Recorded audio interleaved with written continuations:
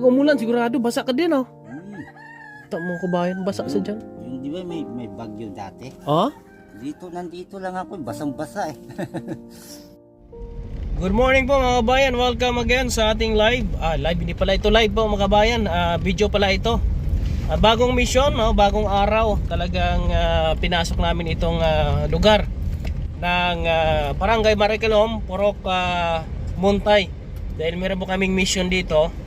Ang mission po natin dito, ayusin po natin yung tinutuluyan ng mag-ina, yung senior citizen, at meron siyang alaga mga kababayan na anak na ito ay naparalisado ang lahating katawan ng kanyang anak, at ito po ay lagi na lang po nakahiga sa mahabang panahon. At yung kanilang bahay po mga kababayan ay talagang nilagyan na lang ng luna po mga kababayan. Nandito na tayo sa area ito, at kasama po natin, no, mga kababayan, no, si Bro Bonnie, no, Guardian Brotherhood Hawaiian Chapter, no? Mga kababayan, talagang kasama natin yan. At si Rami, kasama rin po natin. Si Miguel Luel, ayan, nandito rin po. Dito na kami, si nanay, oh. Kita niyo po si nanay. Kailangan yung ating tagalagari sa banda yon, baka naligaw na, baka nagpunta doon sa dulo. Ayan, ayan si nanay, walang kalam-alam si nanay na ito na pala. Ayan. Saan yung cemetery dito? Yan yun ba? Yan, yan. Lumang cemetery. Wala pala. Bisip po sinahan natin. Ayan, ayan. Siya yan, diba? Oo. Dito lang ta? Dito lang ta. Nanay, nanay. Ayaw. Punta natin. Nay! Hello! Ano muna. Si Kuya Ribbon din eh. Bumalik ako. Bumalik. Ito yung bahay po nila mga kabayan. Kayo nyo makita. Ay, ayun, nilagyan na lang ng trapal.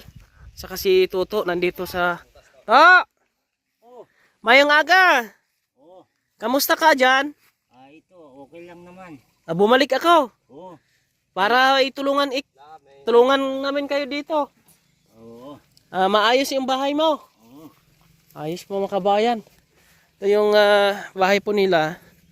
Ito ba, butas-butas na yan, oh. Nilalagyan na ng ano. Ayan. Tapos luna sa taas. Yan po mga kabayan, no. At Lola! Andito ako, oh. Bibigyan na namin ng aksyon yung ano mo, sitwasyon mo. Oh, sige. Tulungan ka namin. Oh. Ayusin namin yung bahay mo. Oh.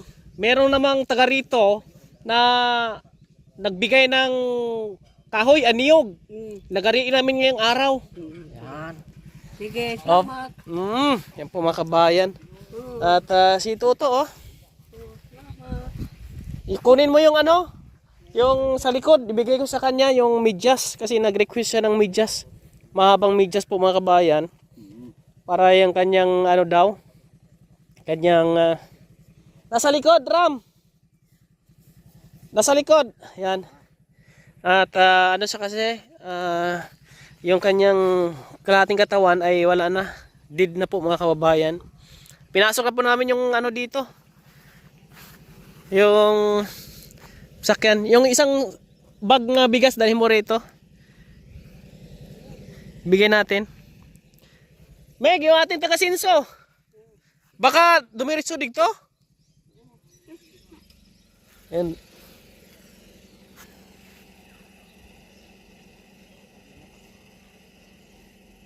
Yan po mga kabayan, no. At salamat po ka Ate Rosalinda Hubero at ka Ate Milda Bayani. Makapag-start kami ngayon dito sa mission po namin dito kay nanay. Oh, parang matutumba ng bahay mo, nay. Tutumba na yan. Yan po mga kabayan, oh.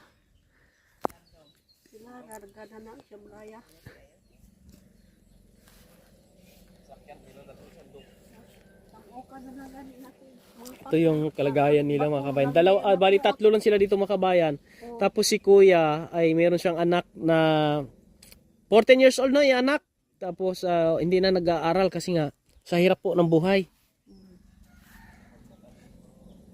Bro, dito bro. Ay, pasalubong natin kay nanay. Yung Nay, sa'yo nanay. Ay, pasok mo na lang siguro bro. Yan, yan si bro Bonnie. Sulod sa balay mo, sulod. Pasok tayo. Pakita natin si Toto mga kabayan. Yung kanilang kalagayan ngayon. Yan. Bigas nyo yan ha. Oh, bugas. Sige. Yung bahay po nila mga kabayan, butas na po ito. At, Nay, masulod ako. Ta. Ay, pakita kita sa atong video Ito yung kanyang mga kabayan. Yung tinutulugan niya, kita nyo naman, nilagyan na lang po yan ng lona. Babasa sila dito. Bali tatlo sila dito. Yung nangyari dito sa kanyang mga kabayan, hindi mo na magalaw yan to, no? Hindi na talaga. Kailangan niya medyas daw po, kaya dinalhan ko siya ng medyas. Para hindi siya yung Magsugat. Magsugat? Oo, nagsusugat katagalan eh. Oo. May masagi sa pako. Sa pako nga lumilitaw yung ulo dito. Oh. Masagi dyan. Gagawa kami ng bagong bahay ninyo. Mm. Gagawin ka rin namin ng ganito. Papag mo. Ito, yung dalawang medyas. Tingnan mo muna. Okay to Medyas yan, yung mahaba. Yung hanggang tuhod. Ayos to. Yan, isuot mo yan. Para hindi ka hindi masugat yung paa mo. Saan ang anak mo ngayon? Nagkuha ng baka yun eh. Naglawot. Dito ka rin naliligo dito?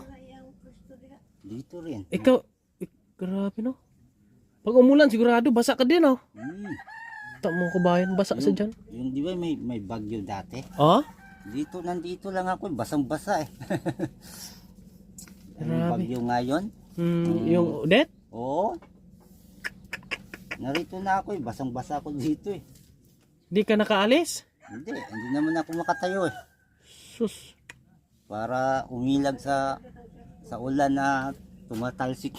Tumatalsik kasi dyan. Oh, kailangan isarado natin pagka pagka maggawa kami ng bahay nyo. Ha? Oo.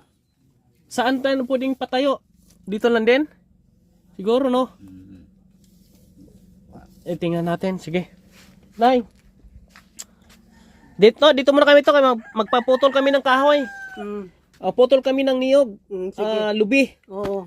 Punta namin kung saan din dampi. Oo. Yan po mga kabayan. Kung inyo makita yung sitwasyon nila, talagang kailangan talaga mga kabayan ng support. Yan. Thank you very much. Need po natin ng support mga kabayan para sa pangmaterialis din po, no? At dito din po si Bro Joel, ang President. Yan, gwapong-gwapo. Tatlo. Sakto talaga yan. Sige, pupuntahan na natin ngayon para ay maputol namin mga kababayan, no? Yan lang po yung update namin. Abangan nyo yung update pa po natin. Nasakyan, saan natin iwanan ka ito?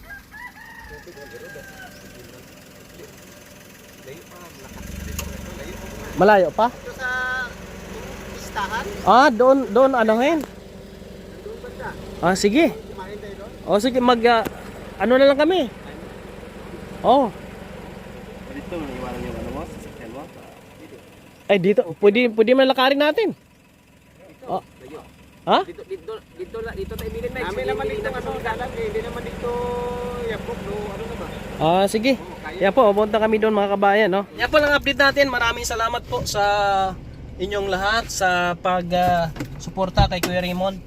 Need pa po natin ang suporta po mga kabayan. Maraming salamat. Andito kami mga kabayan kasi kanina yung isa sa mga mag-donate po ng kahoy, pinuntahan namin yung area. Sobrang layo sa bukid po mga kababayan. Kaya naghanap kami ng mabilhan sana dito at meron na dito yung may-ari mismo ng lupa. At kinausap ni Kuya Joel yung boss niya po. Si pangalan ng boss mo? Si Sir Conrad. Yan, salamat. Kasi nga hindi na po niya pabayaran yung niyog. Gusto rin po niya na makatulong po siya mga kababayan. Kasi lupa niya po ditong tinitirhan. Yung tinitirhan nila ay lupa din niya, no? Sir Conrad, mabuti. Mabait po, no, si Sir Conrad. May-ari siya ng resort. Siya may-ari ng resort. Anong resort 'yon? Maricalom Crystal Cove mga kabayan. Siya yung may-ari noon. At sa kanya yan dito, mabuti naman, no? At mabait, no, si Sir Conrad po mga kababayan. Ayan, matataas yung mga niyog dito na puputulin.